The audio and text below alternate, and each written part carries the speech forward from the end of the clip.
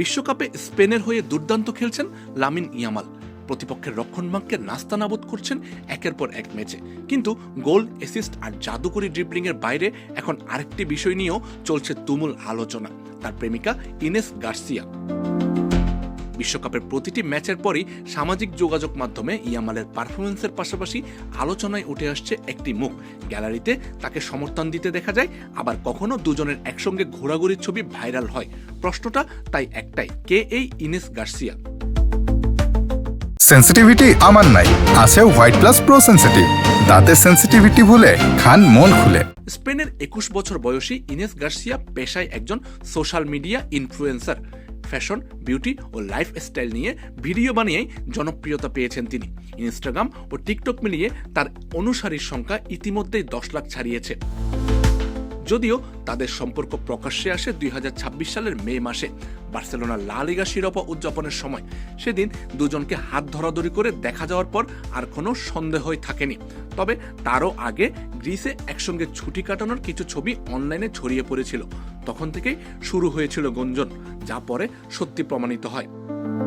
তবে ইনেসকে নিয়ে আলোচনার সবচেয়ে বড় কারণ সম্পর্ক নয়, বরং তাকে ঘিরে ছড়িয়ে পড়া বিতর্ক। সামাজিক যোগাযোগ মাধ্যমে হঠাৎই দাবি উঠে ইনেস নাকি 5 বছরের একটি সম্পর্ক ভেঙে লামিন ইয়ামালের সঙ্গে সম্পর্কে জড়িয়েছেন। কেউ কেউ আবার তাকে প্রতারক বলেও আক্রমণ করতে শুরু করেন। গুজব এতটাই ছড়িয়ে পড়ে যে শেষ পর্যন্ত ইনেসকে নিজেই ইনস্টাগ্রামে ভিডিও প্রকাশ করে জবাব দিতে হয়। তিনি স্পষ্ট ভাষায় বলেন, গঞ্জালো নামে কারো সঙ্গে তার 5 বছরের কোনো সম্পর্কই ছিল না।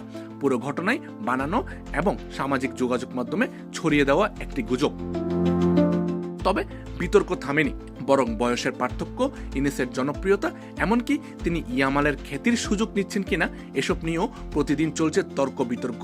টিকটক, এক্স, ইনস্টাগ্রাম সব জায়গাতেই এখন এই জুটিকে নিয়ে আলোচনা। মজার বিষয় হলো, সমালোচনা যত বেড়েছে ইনেসের জনপ্রিয়তাও তত বেড়েছে। মাত্র কয়েক সপ্তাহে তার অনুসারীর সংখ্যা হু হু করে বাড়তে শুরু করেছে। অনেকেই এটাকে মজার ছলে বলছেন লামিন ইয়ামাল ইফেক্ট। অবশ্য ইনেসই প্রথম নন, এর আগেও একাধিকবার ইয়ামালের প্রেম জীবনের খবর শিরোনাম হয়েছে।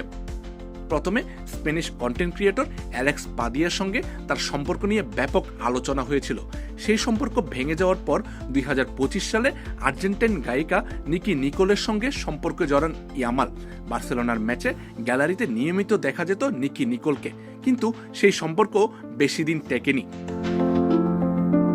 বছরের শেষ দিকে দুজন আলাদা হয়ে যান। পরে ইয়ামাল জানান বিচ্ছেদটি হয়েছিল পরস্পরের সম্মতিতেই। এছাড়া বিভিন্ন সময় ফাতি বাস্কেজ, স্প্যানিশ গায়িকা ব্যাট গ্যাল এবং ব্রিটিশ মডেল লিলি রাউল্যান্ডের সঙ্গেও ইয়ামালের নাম জড়িয়েছিল। তবে সেসব সম্পর্কের কোনোটি কখনো নিশ্চিত হয়নি। বিশ্বকাপে স্পেন যত এগোচ্ছে, লামিন ইয়ামালকে ঘিরে আগ্রহ তত বাড়ছে। একদিকে মাঠে তার ফুটবল জাদু, অন্যদিকে মাঠের বাইরে প্রেমের গল্প।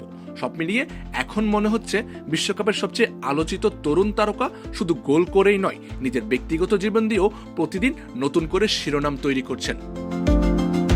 আমজাদ হোসেন আবির, খেলা 71।